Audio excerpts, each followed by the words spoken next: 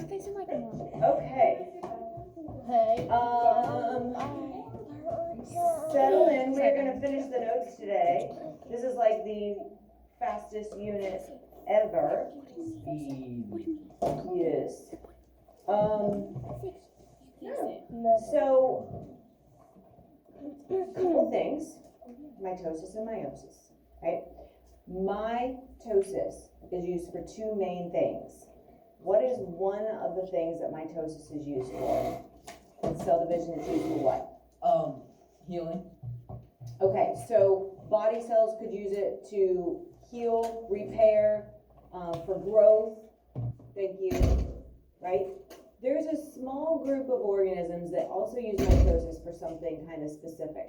What is that? So this is not what we use mitosis for as humans. I know. So if we're trying to make new body cells, we use mitosis to repair, to heal, to just replace after a normal life cycle of the cell. Zach? The single cell, I forget the name of them, the single cell organisms use them for asexual reproduction. Okay, so reproduction, right? Whether that is those single cell organisms like the prokaryotes, or whether you're talking about like the hydras using the idea of budding, the fission process. So asexual reproduction. How many parents are involved with asexual reproduction? One, right? How is the offspring genetically, like how is it genetically to the parent? Exactly, or identically. It's like a photocopy. So we can basically say that the offspring is a clone, right, of the parent. Okay, what would be an advantage of being able to just need one parent? Well, there's a couple advantages we talked about. What would be one? Faster. It is faster, right? The process is faster because there's only one division. We just looked at meiosis yesterday and it goes through the same division as mitosis, but then it goes through another division. So it's actually faster and uses less energy. What else? Think about in relation to our last unit with adaptations and things like that. Oh, change your mind. Why would it be an advantage? What would be something good about having just one parent?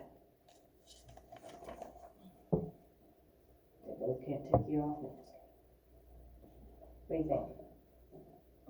If the one parent's healthy, then they'll pass on to the next one. Good. Yeah, if you have a nice healthy parent and that parent makes a copy of itself, then you're gonna have a nice healthy offspring, right? The idea that the parent is able to be successful in the environment, that would also get passed on, right? What would be a disadvantage of being exact, like having a species where they're all exactly alike? 9? There's no variety. Yeah, and why could that potentially be an issue? What do you think? It's like an environment change. Yeah, there would be no variety, and so if something bad happens that would affect one, it would affect them all. Very good. Okay, so meiosis. Meiosis, I said, is what makes me, right? And so if you guys say that, you're like, it's making me, that's how we as humans get here, right? Is meiosis used to make new heart cells? No. Is it used to make new skin cells? No. No. Okay, what is the only thing that meiosis is used for? The only cell division that is used for, and it's not going to be Zach that answers this one. Thank you, I'm glad that you know. But you can't do all, gotta spread it around. What is meiosis used for? You don't want to say the word? It is sexual reproduction. You could have even just said reproduction, but you were so brave. Good job. It is for that reproduction, and this type of reproduction is sexual. So, Haley, how many parents are needed for that type of reproduction? Okay, so you only have one parent? How many parents do you have? 2, right? Remember, I said this is what makes me. Well, I'm a human, so that's what makes you too, right? So humans, use sexual reproduction, meaning that we have to have two. And so that's what I want you to think of. When you think of meiosis, which really say meiosis, but it's spelled M-E, it's what makes me. And so just think, oh, humans, okay. So then you don't have to memorize. You're like, okay, well, we need two parents. Are we identical to our parents? No. No. Are there similarities? Yeah. Yeah, I mean, we get, how much genetic information do we get from our mom? Half. How much do we get from our dad? Half, right? So when it comes together, how much genetic information does the offspring have total? 100%, all of it, right? So you don't stay just half. You get half from mom, half from dad. We get the combination, and now we have half, or now we have whole, right? We have all. Good. What is an advantage of having two parents and having this genetic variety? What's an advantage? If there's like a change in the impairment, it won't wipe out the whole species. Absolutely, right? Absolutely. And so this is also the reason why we have such diversity. We talked last unit about biodiversity. And without this, we wouldn't have so many different species. Things would be so similar. And so, yeah, it gives us a lot of our variety. Okay, good deal. Okay, so we say at the end of mitosis, we start with one cell, and by the end of that interphase, metaphase, prophase, all those phases, right, we end up with two daughter cells, right? They are considered to be the diploid, the 2N, the bigger number of chromosomes, okay? When we look at meiosis, we said meiosis, you start with one cell, it divides to two, and then those divide, you get to four, right? So you end up with 4 daughter cells. They are haploid, which sounds like half. They have half of the genetic information that is needed to make a whole organism. That haploid cell is called a N number. We don't call it the 2N, we call it the N because it has half. So N is half of 2N. Haploid is half of the diploid or the double number, right? So the haploid number is always going to be the small number. So we ended here yesterday, and so we're going to pick up on 29. So sexual reproduction does use meiosis, and it allows for genetic variation or differences, which you guys just told me. And this helps to explain survival of the fittest and natural selection. And so, you know, without this variety, there'd be no differences, right? And so there'd be no selection, there'd be no surviving of the fittest at all. Either all the species survives or all the species doesn't. All right, and so this biodiversity exists because of the genetic variation that is a direct result of meiosis. So this is probably the number one benefit of meiosis. It gives us variations, and it allows for the species to continue if an environment would change. Sorry. Okay. So here's a nice little diagram. We have meiosis here. We have the full number of chromosomes, right? Because N is just the number of chromosome pairs. So we have our full chromosomes. Everything duplicates, and then we split that, right? And then now we go to end up with our 4 daughter cells that are now haploid cells. They have half the genetic information. So this could be, if this was a female, these could possibly be egg cells. If this was a male that this was showing, then these could be the sperm cells. With mitosis, we go to, we start with the 2N amount, right? And then the DNA replicates, so everything, all the organelles and everything duplicates. And then that cell splits, and because everything doubled, when it splits, it ends up with a full amount, okay? So we're going from 1 cell to 4 is the key. 1 cell to 2 cells. Diploid, haploid, double the amount or the full amount basically. This is half the amount of genetic information that's needed. There is one, this slide number 31, put a big old star by it. This is going to be pretty much the recap, the main information that you need to know. And then this information gets used in different types of questions. And so if you understand the information on this table, then no matter how a question might be worded, this would make sense. Okay? Uh-oh, I have to move our spot.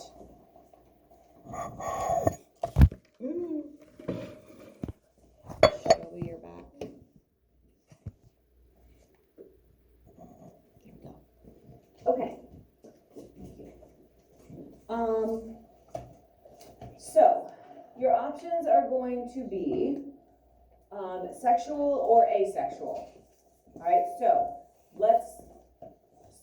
I don't care which one we start with, but let's start here, and then somebody tell me which type of reproduction is used. 9, pick one. Okay, that goes with which?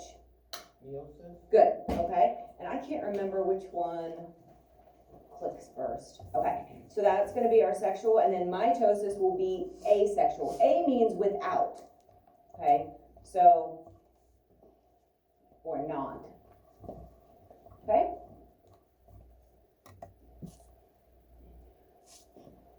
So I'm pretty sure that this is wanting diploid or haploid. Which one is going to have that half of the information, which we call the haploid? Zach? Meiosis. Okay, so meiosis should be the haploid, and we also call those the gametes, right? Because those are the other name for the egg or the sperm, those sex cells. So the haploid or the gametes. And then over here, we get the diploid, which are also called our body cells. Now, somebody give me, let's see, Fletcher, give me an example of a body cell. Skin cell? Absolutely. Aiden, give me another example of a body cell. What? DNA is not a cell. So Fletcher said skin cell. I'm going to come back to you. Shelby? Brain cell? Brain cell, good, like a neurological cell, for sure. Audrey, what do you think? So like your nails, sure, our nails are made of cells. Aiden, what do you think? Blood. Very good, blood cells. Good, Zach? Liver cells. Perfect. So every cell, what if I said a sperm cell? Nope, that's a sex cell. It's one of these, right? Okay, so the only two cells, well, okay, so being a girl, I only have one type of sex cell, right? So I could say every other cell in my body besides the egg cells. Those would be considered body cells. If you're a boy, then every other cell in your body besides the sperm cells would be considered the body cells. So the rest of our entire body is made of these body cells, right? So mitosis is used to, like Zach had started us off, for growth, for repair, for replacing dead and worn out cells. And so that's a hugely important process, right? We can't survive without mitosis to replace our cells and to help us grow and stay healthy. But we can't continue the species if we don't have these cells. So both pretty equally important. Okay, so I'm pretty sure I should have looked at this ahead. Let me check something real quick. Shoot, real quick, so I don't steer you wrong. Yes, so we're talking human. How many chromosomes are produced in a haploid cell? Remember? 23, very good. And then how many are in a body cell? Zach? 46. Good. Do you notice that this number is double this number? Yep. So this is our haploid number. This is half of this. Or you can think the diploid is double of this. So if I say, and I'm going to make up the number of chromosomes. If I say well, actually, I can be more specific, I think. No, I can't. I don't have that table on here. If I would say, okay, a buffalo has 20 chromosomes in a sperm cell? How many chromosomes are in a buffalo heart cell? 20 in a sperm cell, 40. Good. If I say the diploid number for a frog is 30, what is the haploid number? 15. Okay, right? If I would say, try to word it another way. If I say the 2N number for a ant is 40, what is the N number for an ant? 20. Good, so you're either cutting it in half if you're talking the smaller number, or you're doubling it if you're talking it's the bigger number. Okay? Good. Which one of these is considered the N number? Ready? Yeah, 23. Good. And then that means our 2N is our mitosis. And again, these all make sense, right? Half, it's the smaller number, and it's this, you don't need the 2 in front of it. Diploid is like the double, you're doubling the number of chromosomes, and it's the big number. Again, trying not to memorize this, trying just to think of this logically. So anytime a sex cell chromosome number is given, it's the small number and it is the N, and then if you need to translate that to the body cell of that same species, well then you would just double that number. Or if you're given the body cell number, cut it in half to get the haploid or the sex cell number. All right, so both of these start with one cell, and then it goes through divisions. How many cells are left at the end of meiosis, or how many are there? Very good.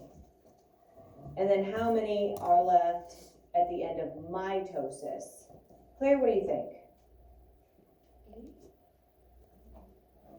So look back at that last slide that we had, that had like those two little diagrams. How many were left after mitosis? So here's the thing, and I'm glad that you said that, Claire, because so far, looking here, people are like, oh, for mitosis, it's always gonna be the big number. And that's not always true. Like if you're talking number of chromosomes, yes, but number of cells doesn't have anything to do really with chromosome numbers, okay? So sometimes people like look at this category and they're always like, okay, big ones are gonna be over here, small numbers are gonna be over here. And that's true for a couple of them, but then you get to this one and that kind of messes this up.